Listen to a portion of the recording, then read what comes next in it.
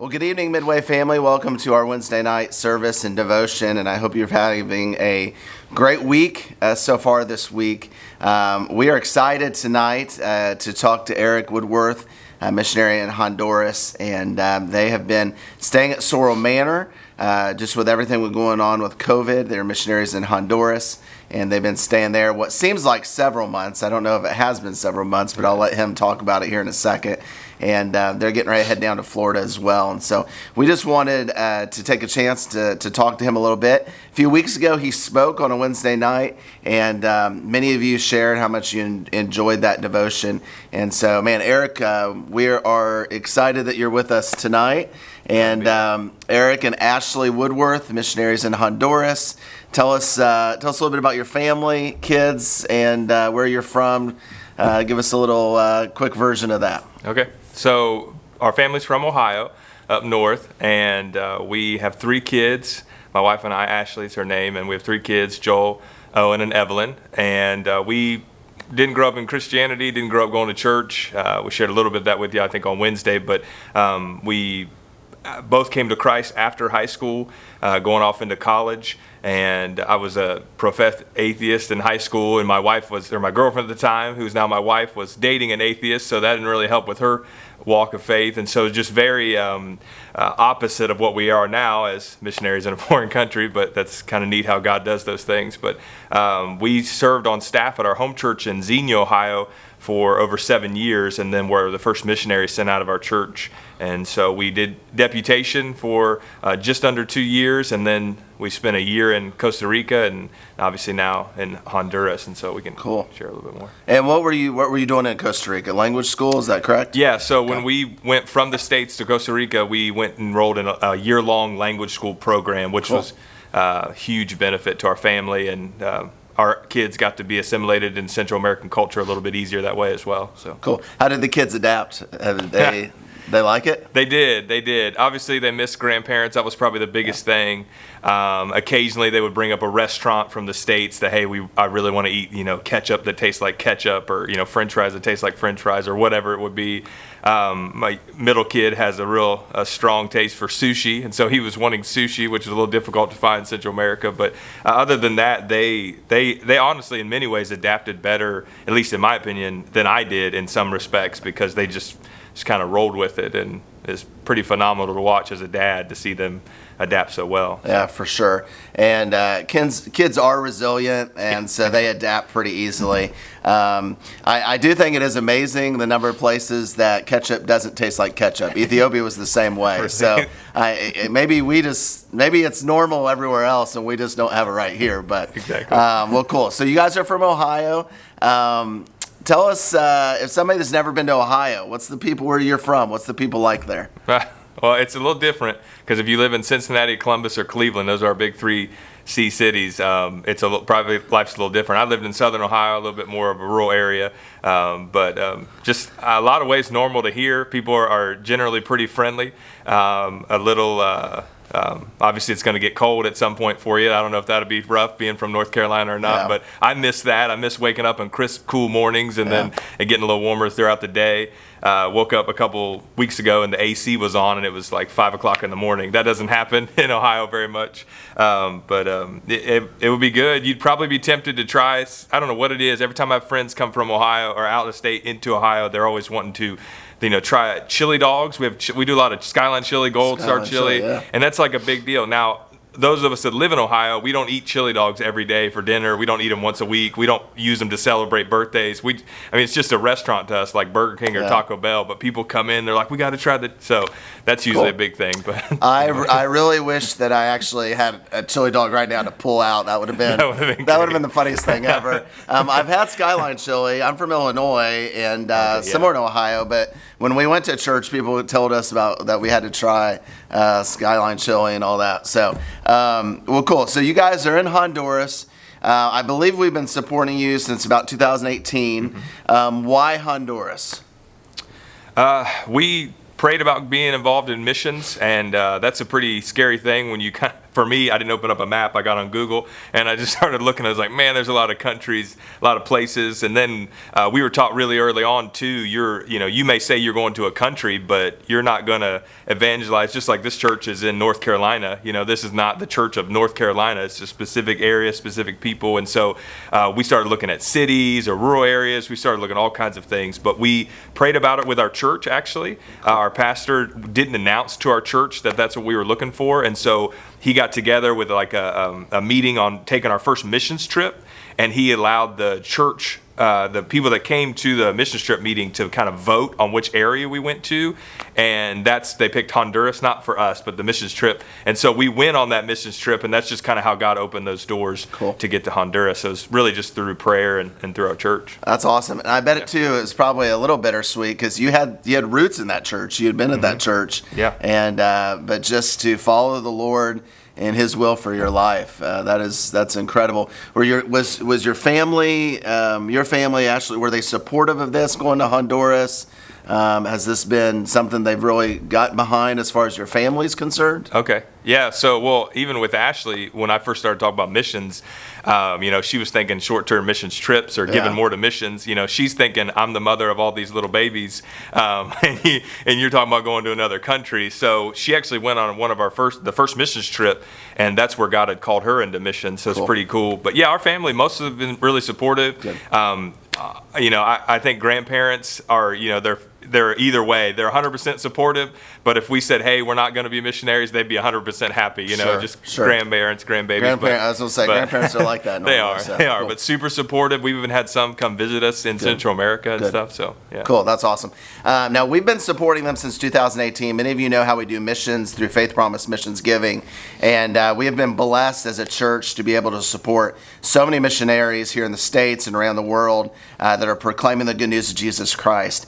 And typically how we do it is we have our missions conference, and we have missionaries come in, we get to know them and visit with them and learn about their ministry. And then we typically through prayer and to discussion, and obviously for many years, Preacher and now Grant, deciding to take them on financially, and then we get behind them financially, and so that's typically how we do it. And not very often do we have a situation where we might meet someone in passing and then take them on as a church. Eric's story is a little different, and I asked him to share this, and I just think this is so cool. Okay. So why don't you share it with us? Yeah, so we were at a church ministries conference in Florence, South Carolina, and actually my kids and my wife were here at the Sorrel Manor.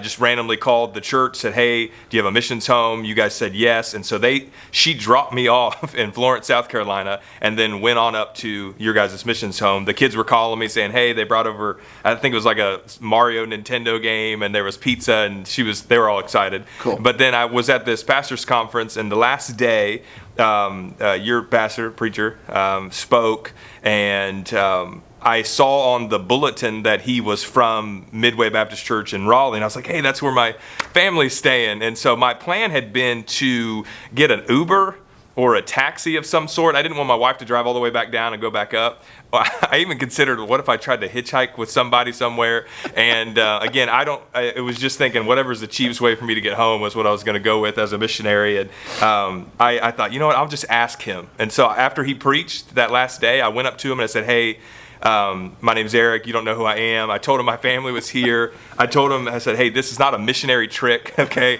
I'm not trying to trap myself in your vehicle for several hours.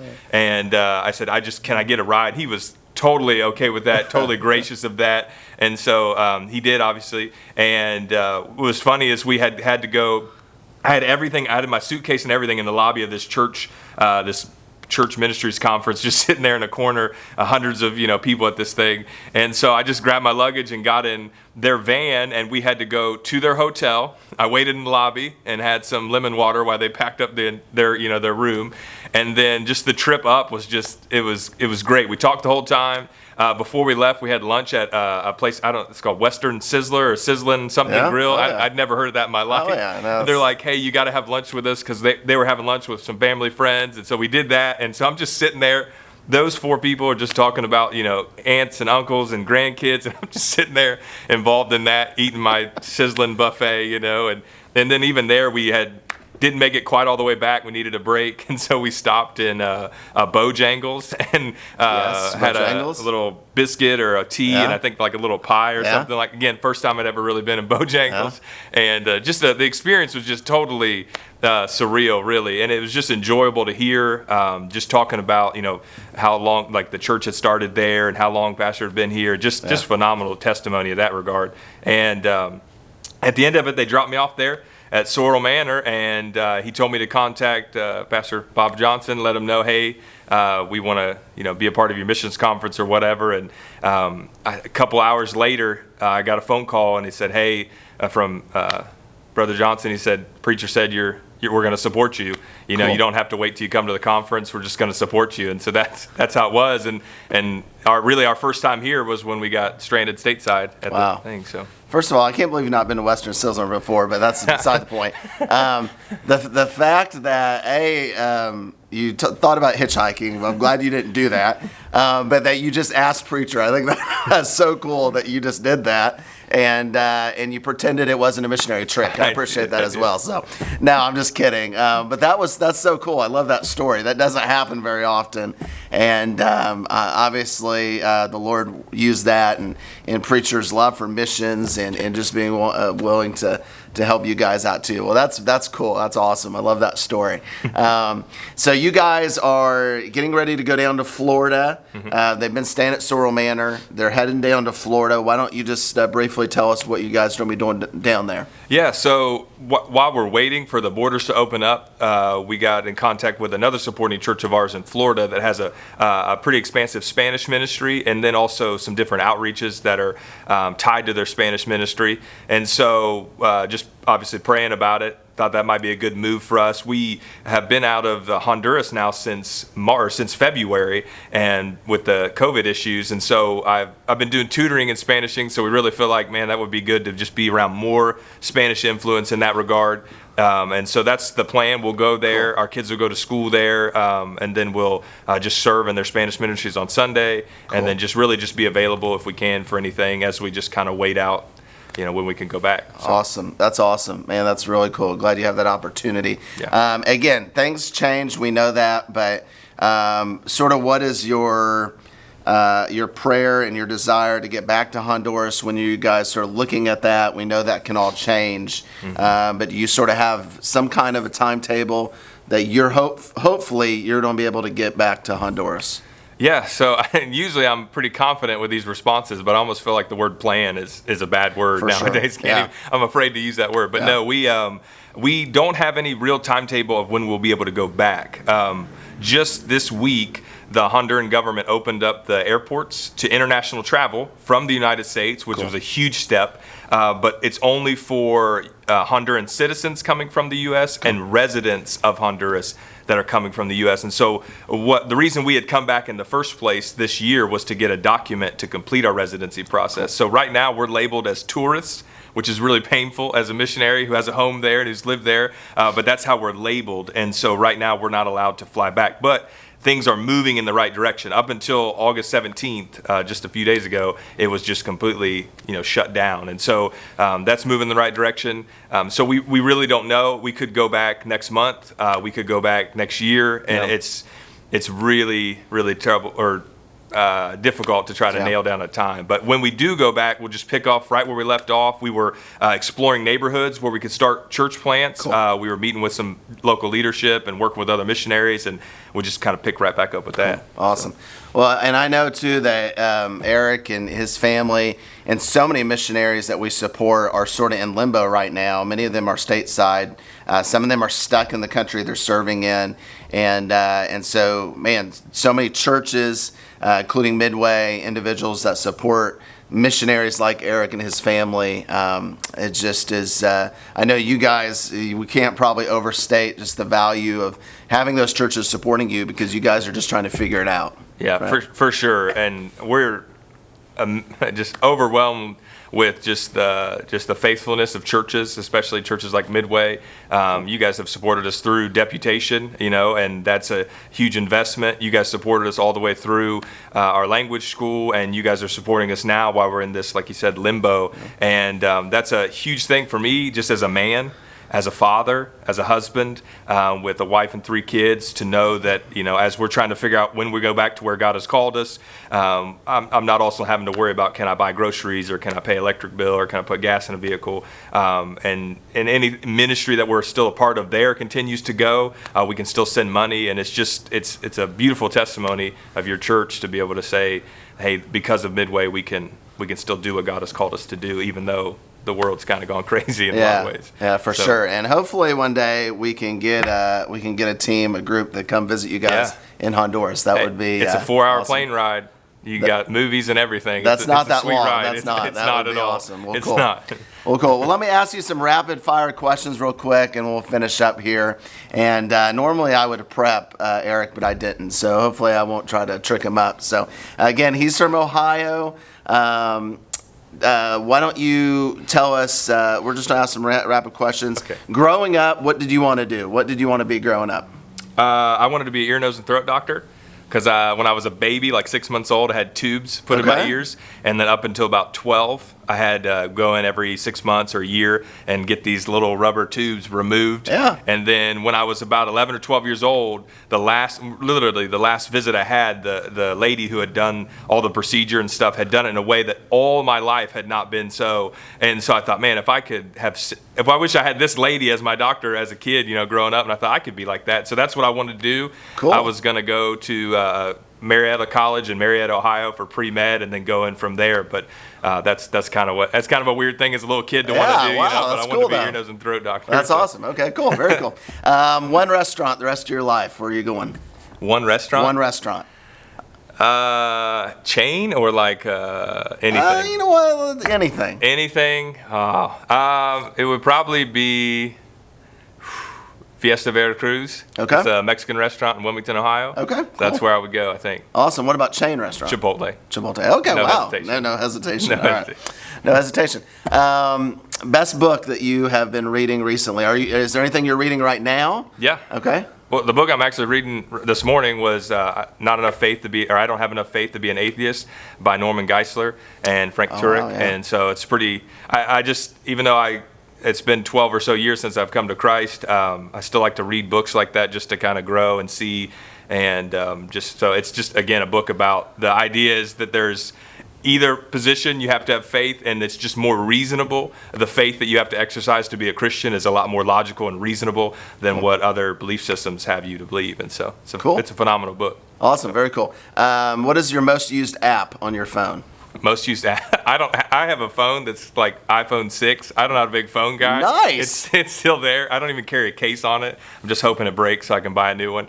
I respect that. Probably Spanish dictionary on my phone, or just any kind of translation app that I use, because constantly texting back and forth. I'm always worried, did I say that right? Did I say this? So I always check it afterwards. Cool. But yeah, just translation apps. WhatsApp is huge. That's how we communicate with the rest of the world. Cool. So. Awesome.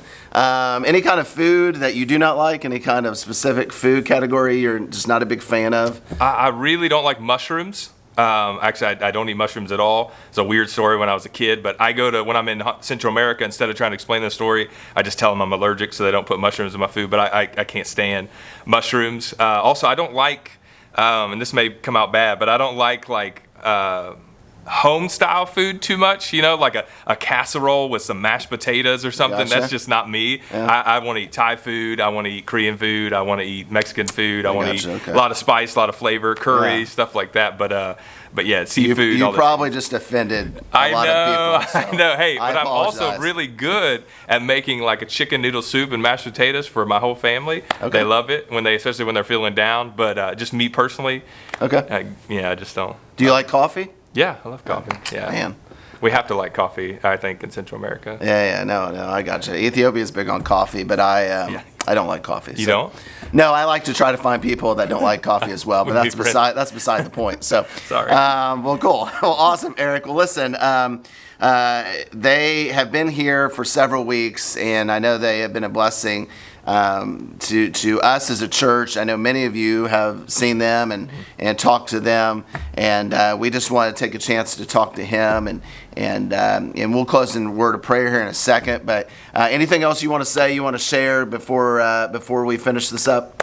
Obviously, thank you. That seems a little cheap to just say thank you, but again, just from the bottom of my heart, and if you're listening, especially if you're a dad or a husband, just to have someone else provide for you in this way, a place to stay. You guys have provided a place for us to, you even had food for us when we showed up, and a vehicle, and that was in a time when I had no idea what we were going to do, where we were going to go, and that's such a humbling thing. Yeah. But it's also a thing that has just really made me thankful to the Lord that even in that kind of situation, when we just have everything's a question mark, He has people there for us, ready to care for us and provide for us like Midway. And so just, again, thank you so much for that. And we just look forward to, just as you've been faithful to care for us and support us, we promise to be faithful to carry out the Great Commission, to get the gospel to the folks in Honduras on your behalf, and just we'll work together in that goal. So. Cool. And listen, Midway family, that's not something to take for granted. There's not all churches